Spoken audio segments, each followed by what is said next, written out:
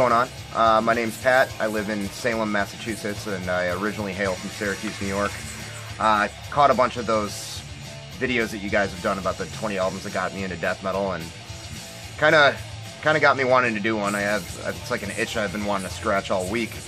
I think I might have something a little bit unique, I guess, to contribute, being that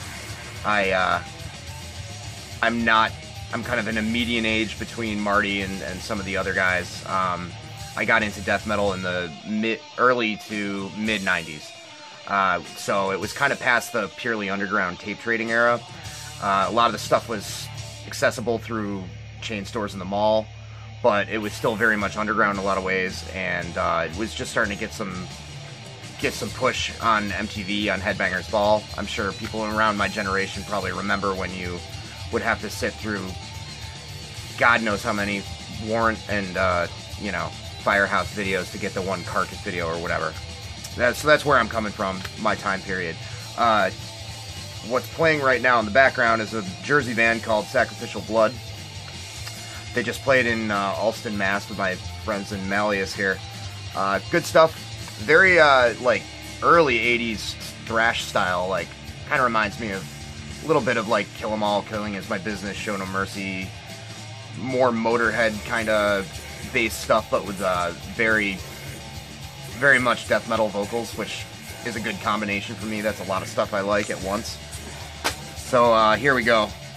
So the first time I'd ever heard of death metal, I was in 7th grade, going through one hellish year of Catholic school before my parents pulled me out of there.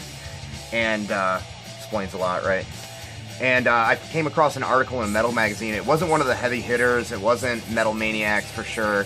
Definitely wasn't Metal Edge. I can't remember the name of it, to tell you the truth. But it was this article about death metal.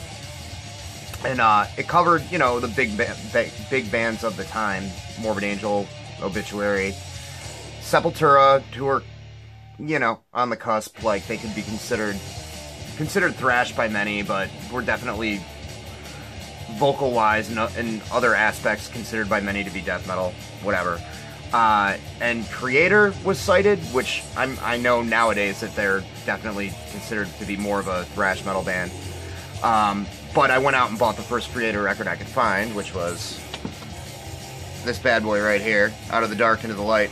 Stepping on a Silverfish. My copy was a cassette copy. Had a few more tracks, I believe, than this one.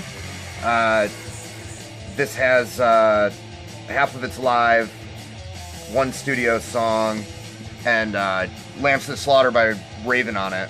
The cassette copy used to have a Tigers of Pantang cover on it as well, Gangland, which was a great cover.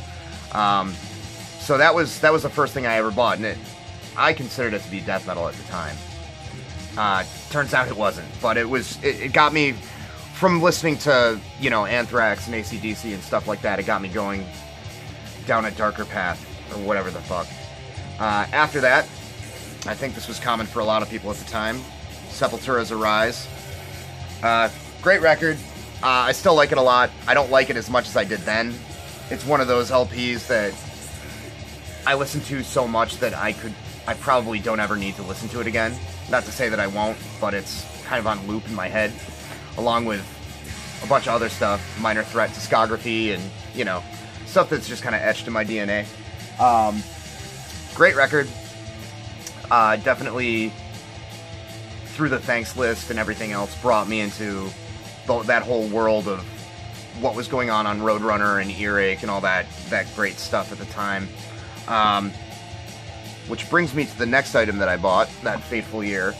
This has been covered before by Marty, but I can't reiterate how important this was when it came out.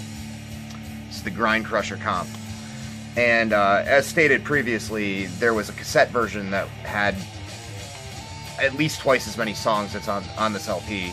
One of these days I still need to pick it up again, because it just has so much random weird shit on it. Spastic Blur and the immortal and awesome Old Lady Drivers.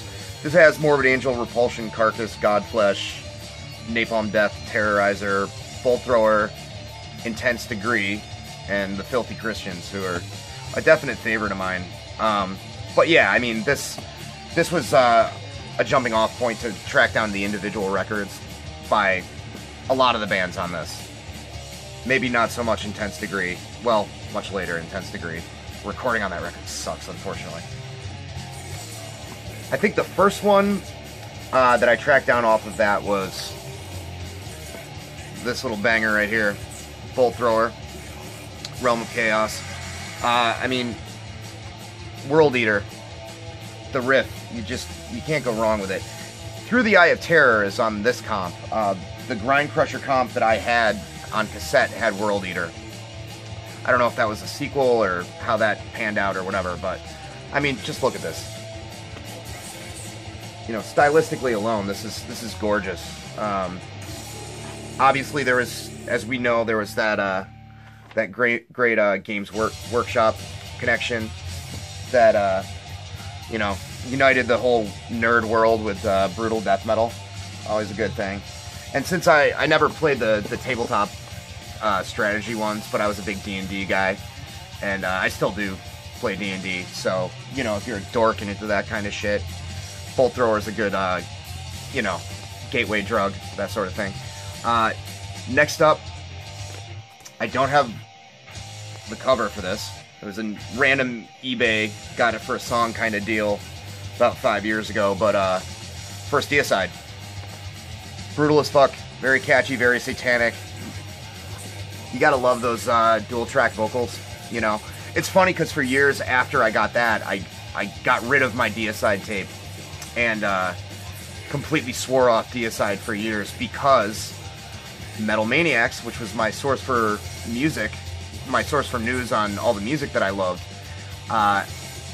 outed Glenn Benton as an animal abuser, apparently. And a lot of that turned out to be unfounded. Growing up where I did, there was a big animal rights thing tied into the hardcore scene. I came from the same town that Earth Crisis is from. So I was like, oh, fuck Deicide. Never gonna listen to him again. Fuck that guy. A lot of it turned out to be unfounded. I think he, like, shot a squirrel or something during an interview, and that was the extent of his war crimes or whatever.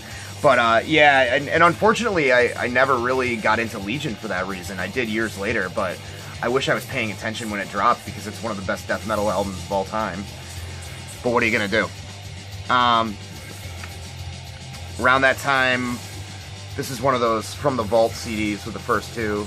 I'm not gonna cheat, you know, I'll say that probably Cause of Death is the one that got me into this band and death metal more. Slowly We Rot was dirtier and took a few more listens to kind of really get absorbed, and during that time, all my metal that I was listening to, I wanted perfect production, which was weird because I listened to plenty of punk and hardcore at the time that sounded like it was recorded in a fucking trash can. But for whatever reason, I couldn't... The cognitive dissonance where metal had to be perfectly executed was just where my head was at. So James Murphy's solos and you know, I mean, Cause of Death is a great record. I probably reach for Slowly We Rot more nowadays, but at that time, getting me into death metal, Cause of Death, good shit. This was tough. Picking a Morbid Angel record from that era. I did listen to plenty of Blessed Are the Sick and Altars of Madness when I was into all this stuff. However, the record that really, really won me over more than anything else, that got the most listens, was letter C in the alphabet, Covenant.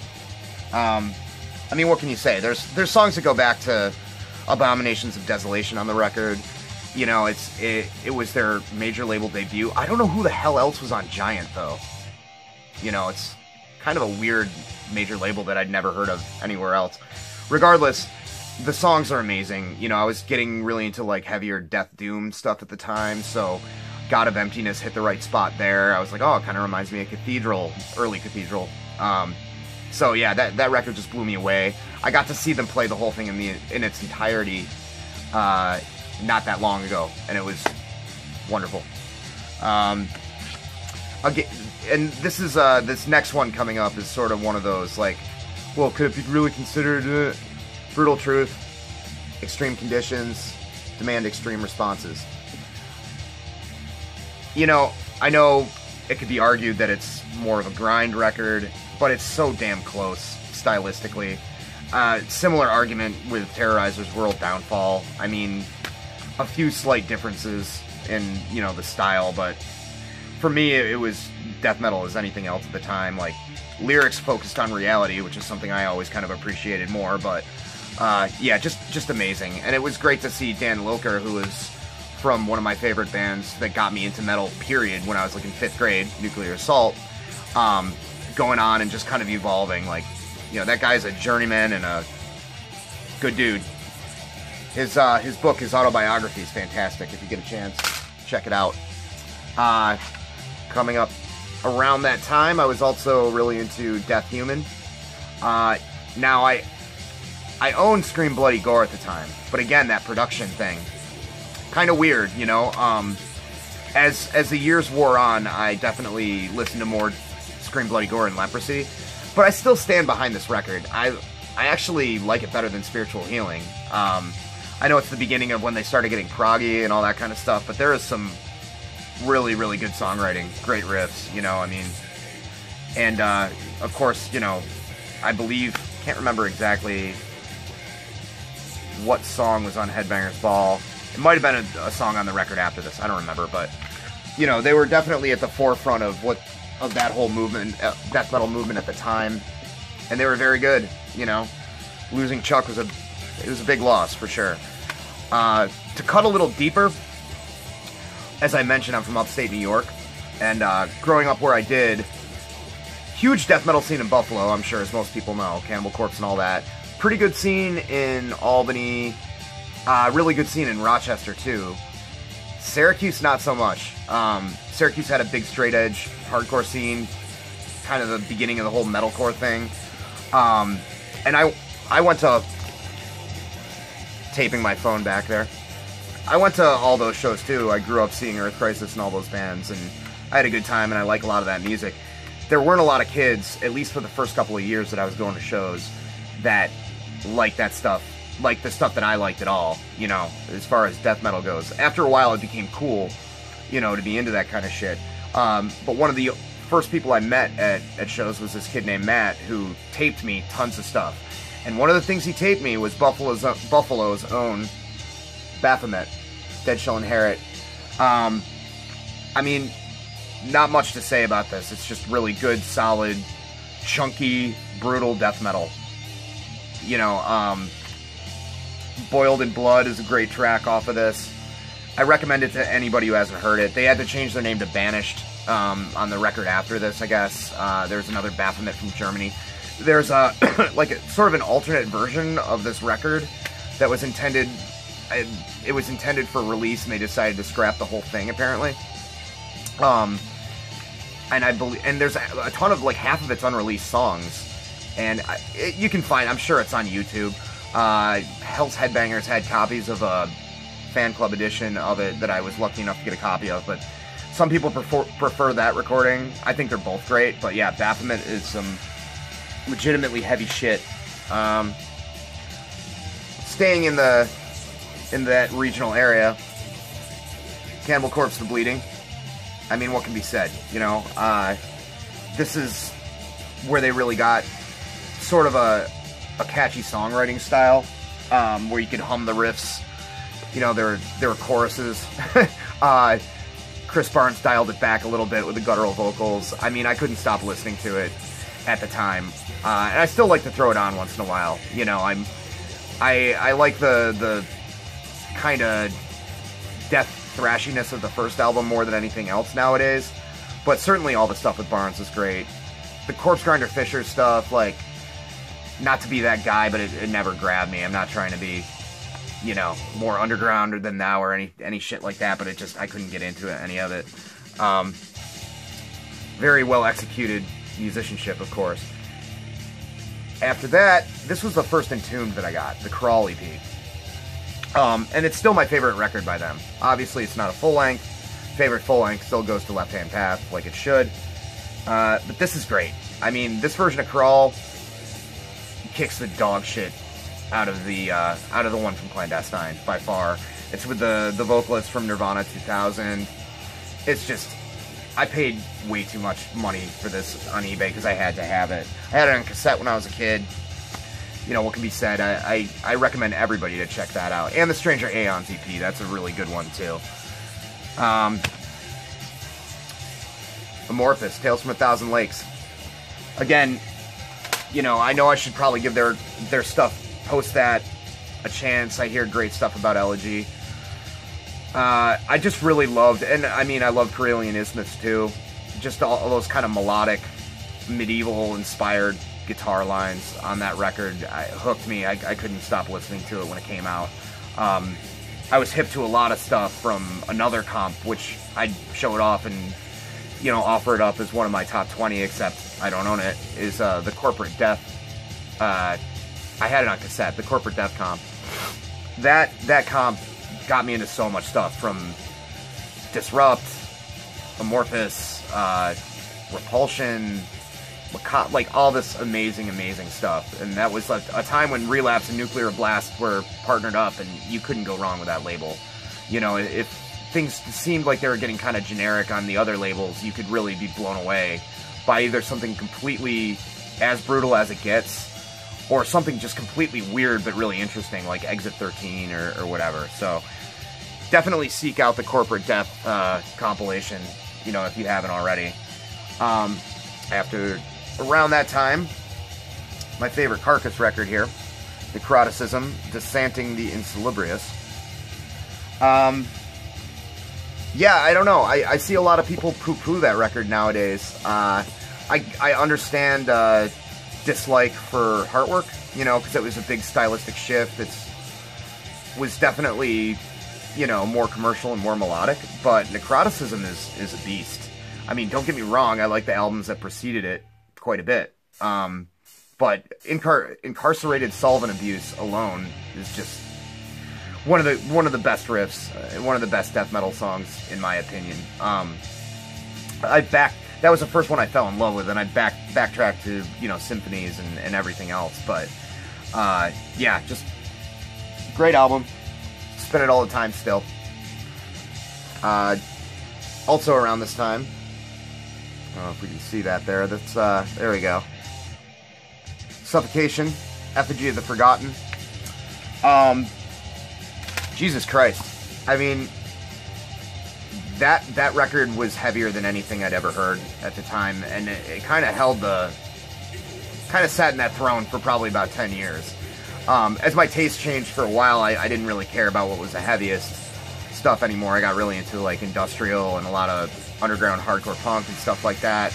But man, I mean, if you just want to go for all out sheer, like, you know, sledgehammer to your cranium kind of stuff, and it's been stated before, for better or for worse, even if you're not a fan of that whole tech death like slam stuff, which I'm really not, that first breakdown in League of Inveracity pretty much like spawned an entire generation, entire genre. So props to them for that. Also out of that area, but a lot lesser known, is this guy right here, Winter Into Darkness. I got into this a little bit later, probably more towards the mid-90s. I saw ads for it in the Relapse catalog, and I just couldn't imagine how anything could be that bleak. Like, I thought the ads were kind of exaggerating, you know? There was a lot of hyperbole, and then I got the tape, and it was 100% true. I mean, as far as just being incredibly stark and cold sounding and just like an industrial wasteland, like doom death. At the time I was getting into St. Vitus, Candlemass, Paradise Lost, My Dying Bride, Solitude Aeternus.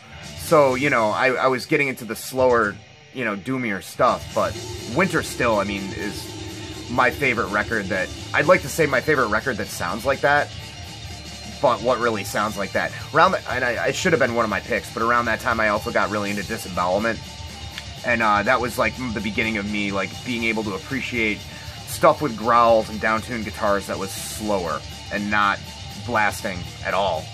Disembowelment did, Winter didn't. Anywho, another Swedish one here. Picture disc of this. Hopefully this doesn't... Yeah, we can see it all right there. It doesn't really do the Dan Seagrave art justice, but this is Like an Ever-Flowing Stream by Dismember. Little picture disc here. Amazing record. You know, I know a lot of contrarian types who say that it's better than Left Hand Path. You know, controversial statement. I would definitely say it's on par. That opening riff from Override the Overture chills, you know, every time. It's just a fantastic record. And to this day, I still spin it all the time. That picture disc picked up on eBay a few years ago, and I was psyched because it had a little inlay card that had signatures, you know, autographs, and it ended up getting flipped around, and the marker paint from the autographs stuck the LP and pulled away some of the picture, which really sucks, but it still plays completely fine, so what are you going to do? Going back into sort of death grind territory, or whatever you want to call it, half of Morbid Angel, on this recording anyway, Terrorizer World Downfall. Couple of really important things about this LP. Definitely listen to it to death. Even when I wasn't listening to a lot of death metal anymore, and I kind of like gotten bitten by a lot of gotten into a lot of DIY underground hardcore punk, gotten bitten by that bug. But just it's so catchy, you know, like you can hear the punk in it, the punk riffing, but Sandoval's drumming is just outstanding on that record, you know. And if you go back and actually listen to the demos from the original band before half of the Morbid guys joined, they're great too. I mean, it's a rougher listen, but it's fantastic. And the brother band to them, Nausea, not the Nausea from New York City, was also great. But what was cool about that was they thanked a bunch of UK crust punk kind of bands, and that kind of turned me on to some of that stuff. I believe they thanked Extreme Noise Terror and Doom, who are two great bands from that genre. They also thank Eazy-E. And who knows? I mean, it was LA, late 80s, they probably knew him. Maybe. Next one, a little bit of a deeper cut. My friend Matt from Syracuse, who used to tape me stuff, we both got into this record together. This was on the ill-fated JL America Turbo label that had a couple really good bands, some bands that were kind of punching above their weight with what they were trying to do talent-wise, but also were kind of interesting, like Organic Infest, and there's a bunch of weird bands on that label that really didn't go anywhere. Morpheus Descends, who are great, were on there, but this is really fucking good. At some point, it's supposed to get a re-release from Ted from the Crypt is supposed to be doing it with demos. I don't know when that's going to happen. This is one of the few CDs where I've really shelled out more than I should have on Amazon, but I had the promo tape when I was a kid, and I saw this up there, and I was just like, you know, I need that bloody skull. I need that bloody skull in my life. And the reason why is that it's, you know, if you were to take the Lazy Man sort of maximum rock and roll description review to describe it, it's like right in between Deicide, you know, with the dual track vocals and all that kind of stuff, but with almost like an entombed guitar tone, and it's just nasty. I think they were from the Philly area, if I remember correctly. But the jam on that record is The Sufferance. It's just a shit kicker of a song, and the whole record's really good. So if you like early Deicide, definitely check out Deteriorate, Rotting in Hell if you haven't already. Mccobb, Sinister Slaughter. This edition of the CD has Behind the Walls of Sleep on it. I, again, got into that through that Corporate Death compilation. Incredible. You know, they're a three-piece, incredibly fast, really unique bass tone. You know, tight as a drum musically, like airtight. High shrieking vocals, you know, going back and forth between low growls. Lots of weird, like, they throw in, like, melodies from nursery rhymes and, like, folk songs. Vampire at Dusseldorf is the jam from that record. That's my personal favorite, but it has that French, like, that kind of thing, and they turn it into a death metal song, and it's fantastic. At this point, I may have gone over 20. I don't really give a shit. right here, this was my introduction to Napalm Death, the Death by Manipulation comp. One side has Barney, the other side has Lee Dorian. Good way to bridge the gap. I think the Murder the Mind 12-inch and then some other stuff is on there. I loved it when I was a kid. That was before Suffocation, the heaviest thing that I'd heard, and it took me so many listens to, you know, when your taste in music are developing and your ability to listen to music is developing, and you're listening to something like that in 1991,